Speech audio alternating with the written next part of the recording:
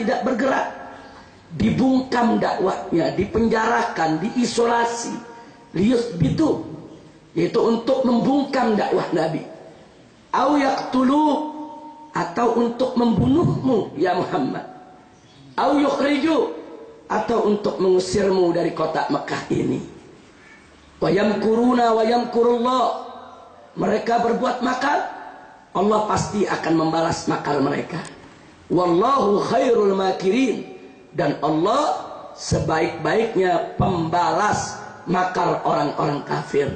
Alhamdulillah. Jadi menarik. Di sini ada 3 perkara yang Allah Subhanahu wa taala informasikan kepada kita tentang tantangan dakwah Nabi. Yang pertama adalah pembungkaman dakwah. Liyusbitu, ini pembungkaman dakwah. Yang kedua adalah upaya pembunuhan terhadap Nabi. Dan yang ketiga, pengusiran beliau dari kampung halaman.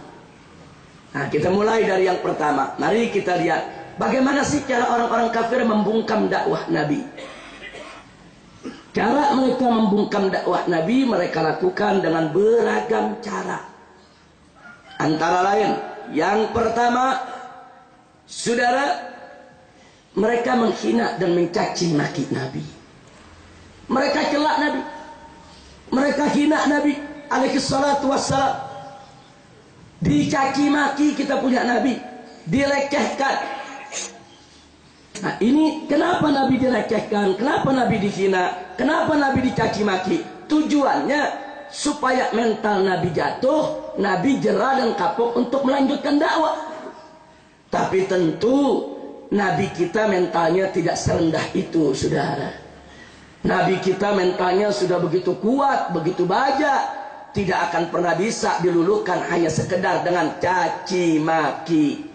Maka itu begitu caci maki tadi datang kepada Nabi, Nabi tidak peduli, Nabi tidak melayani. Beliau tetap istiqamah berdakwah, mengajak umat kepada kalimat la ilaha illallah. Dan caci maki terhadap Nabi nggak main-main, saudara.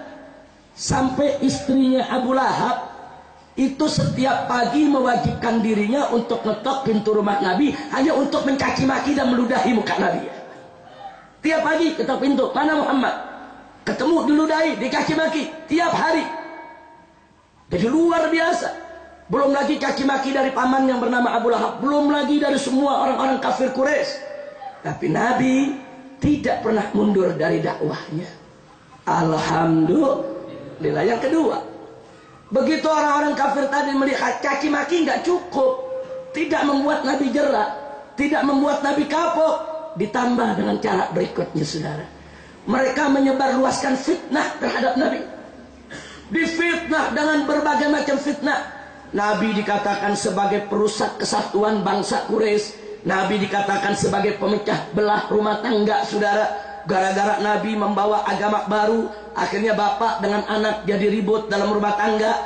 Akhirnya ibu dengan anak jadi berpisah karena si anak masuk Islam, dan lain sebagainya. Sampai-sampai mereka mengatakan Muhammad itu sahirun majnun, tukang sihir yang sudah gila, memporak-porandakan persatuan bangsa dan menghancurkan rumah tangga, yaitu masyarakat Quraisy. Nggak sampai di situ. Setiap ada tamu datang dari luar kota Mekah, dijegat oleh tokoh-tokoh Quraisy. Dikatakan kalian mau masuk Mekah silakan, mau berdagang silakan, mau bermalam silakan, tapi hati-hati, jangan sampai kalian bertemu dengan Muhammad. Muhammad itu pendusta, pembohong, tukang sihir, orang yang sudah gila.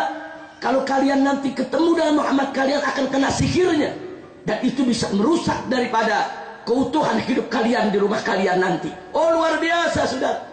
Apa tujuan fitnah tersebut? Nabi difitnah supaya masyarakat menjauh dari Nabi, supaya masyarakat takut, yaitu dekat Nabi, supaya dakwah Nabi tidak berhasil, tidak lancar, tidak sukses. Ini namanya pembungkaman dakwah, saudara. Oh, banyak masyarakat yang terkena hasutan tadi, banyak masyarakat yang terkena penyesatan opini tadi, banyak masyarakat yang termakan fitnah tersebut, saudara. Lalu bagaimana Nabi? Apakah Nabi dengan keadaan seperti itu kemudian berhenti daripada dakwah? Tidak, saudara. Lalu bagaimana dengan fitnah-fitnah tersebut? Apakah Nabi membiarkan fitnah itu meluas kemana-mana? Atau apakah Nabi menghabiskan waktunya hanya untuk mengkanter fitnah saja?